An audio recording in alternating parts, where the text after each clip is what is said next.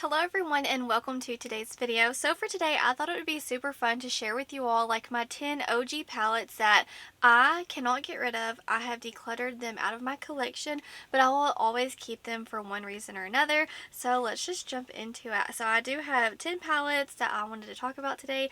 I'm going to first start off with this one right here. This one is the Norvina ABH palette. I love this so much, and you shall see. Like, look at all these pans. I use this palette almost every single day. Loved it, and I just I don't use it anymore, but for most of the palettes in this collection, like I just keep them for like nostalgia reasons, good memories, all of those things. And I feel like at one point ABH was so like iconic, you know what I'm saying? So yeah, I can't ever let this one go, but I don't know. I always keep these like in the very top in like a special place. So yeah, I love this one. Let's just go ahead and continue with the ABH palettes. I have two more to talk about. Obviously, I have to mention the Modern Renaissance. I didn't use this one as much as compared to like the Norvina, but obviously look at all those pans. I definitely love this one as well. I just feel like this one, especially like whenever I say like iconic, this was very epic for, I would say, starting like the palettes, like all the craziness with palettes. So yeah, I look at this and I smile. This was my second high-end palette. I want to talk about one more ABH palette, and then I'm going to talk about my first high-end palette. So Soft Glam, I mean, this one was everyone's staple palette. I use this one so much. For my ABH palettes, I definitely use them a lot. It was once they started, it was like so many palettes they started launching. I feel like every week or two they would launch, it was like the Carly Bible, Jackie Aina, all the Norvina palettes. There were some more. They just like kept pumping them out, and I was like, okay, I'm overwhelmed. So it kind of lost the special value in a way. But these three in particular, I definitely used them. And I don't know, when they would launch one, like what, once a year, maybe twice a year. It was just so special. I used this one so much that the mirror completely came off. So very special place in heart, those three. Now I want to show you the first high-end palette that I ever bought. Well, actually my husband got this for me. It was one of our anniversary gifts, and this is like broke. The mirror's completely out. It's kind of taped in. But yeah, it was the Naked 3 palette. These soft rosy tones.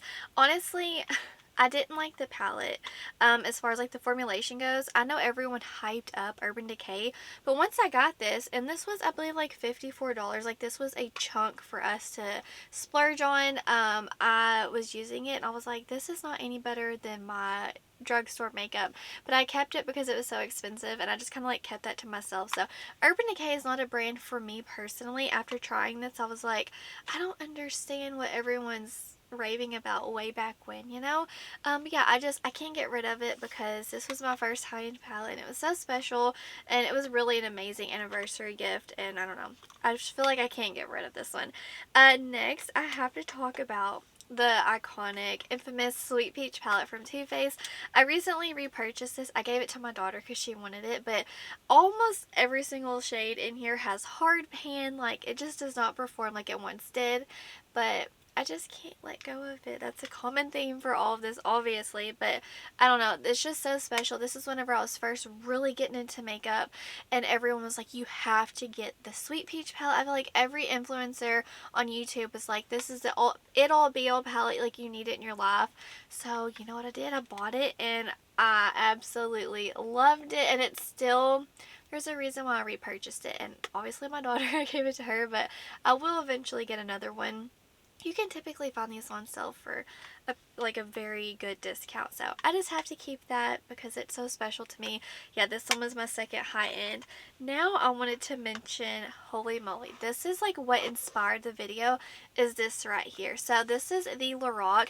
They did a collaboration with the Pirates of the Caribbean. That's my favorite movie, and I like went on a hunt for this eyeshadow palette, and wait for it, it's like a hidden face palette in here. These were sold separately, so I went on a hunt for these two. I'm going to show you the face palette first. It was just so special to me. I loved the concept, the packaging, everything. I loved all these colors. As you can see, the formula is so special. This is the only palette I ever tried from Lorac, but they were so soft and buttery. I don't know why, I just never used this as much, but I will never get rid of it. So this is what inspired today's video. I think this came with like maybe an eyeliner if I remember correctly, but the formula is still good. I tried it out the other day just to kind of see. It's obviously not what it used to be, but it's still pretty nice. And yeah, I can't get rid of it. This is what inspired today's video. I saw it and I was like, you know what? I need to show y'all what I'm hoarding in my little area. Okay, so now I have 3 left to talk about. This one right here, this is the glow kit that ABH used to launch. This is in collaboration with Nicole Guerrero, and I had to have this. Had to have this. And I used it so much. I even hit pan on a few. The formula is still blinding. Every once in a while I'll dip into it. But yeah, it's incredible still. I just wish that they would launch individual highlighters. I don't know, there's just something so special to me whenever I look at this palette because I used it so much. The darker shades I would use like on my legs, on my shoulders, on like the décolleté, all of that, and then all the rest on my face. I even would use this as eyeshadow way back when. Yeah, I can't let go of it. I don't know what's wrong with me, but these are the top 10 that for whatever reason it just like rings a special place for me. This one right here, this is a Tarte in Bloom. I wore this on my wedding day and almost every single shimmer in here was completely empty. So I kind of, did you hear that?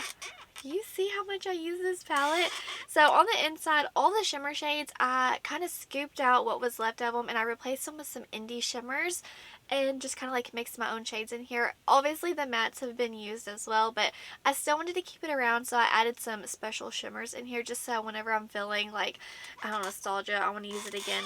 I can, but yeah, I just can't get rid of it. And it's even like way back when, it was such a good quality palette, and I kind of want to repurchase it one day if I could ever find it for like a really good discount. That's how much I really do love Tarte as far as like their palettes. Well, some of them are really nice that I have tried. I know that their newer palettes, they have come back with that really good formula, but I do miss like this palette smells like vanilla chocolate. It just smells so good, and I do like that. Kind of like the Too Faced palettes, they all smell pretty good. Let's see, the last product here, this is not a palette like as far as face or cheek.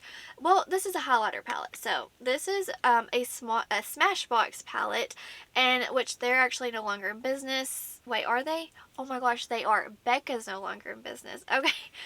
Shows you how often I look at Smashbox. The only reason why I got this is that they did this Spotlight palette. This is in the shade Pearl, but they did this in collaboration with Casey Holmes, and I used to watch her all the time. I really do enjoy her. So yeah, I got this and I loved it. I don't use it anymore because the formula is really outdated. It's not as good as it used to be, but I can't get rid of it. I'm not going to get rid of it. It's just going to stay in this little box with all 10 of these palettes. So I do hope you enjoyed this video. It's kind of like different, but I thought it was super fun, and I know you probably have like a little special pile of palettes that are just like so old, like honey, you don't need to use them, but you don't want to get rid of them. And that's kind of what all these are for me. But yeah, the Lorac Pirates of the Caribbean definitely inspired this video. So let me know, what are some palettes you're hoarding that you're not going to use because they're like a decade old. I would love to know. Leave in the comments down below all of those palettes that you're hoarding like me. But that's going to do it for today's video. Wherever you are in the world, I hope you're doing well. I hope that you are healthy, happy, and safe. Stay beautiful. Bye, guys.